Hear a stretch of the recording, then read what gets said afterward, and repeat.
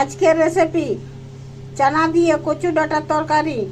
চানাকে রাত ভর ফুলাই নিয়েছি আর কচু ডাঁটাকে ছুলিয়ে কাটে আর ধুয়ে নিয়েছি। এরপর এই যে কচু ডাঁটাগুলা নুন হলুদ শুকনো আম দিয়ে আর ঢাকুন দিয়ে সিদ্ধ করে নিব।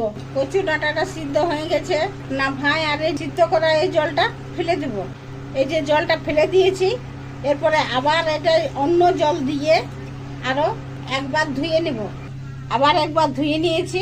এরপর কড়াইয়ে তেল গরম করে জিরা, শুকনো লঙ্কা, তেজপাতা, ছোট্ট দারচিনি ফোড়ন দিয়ে পেঁয়াজ ভাজবো।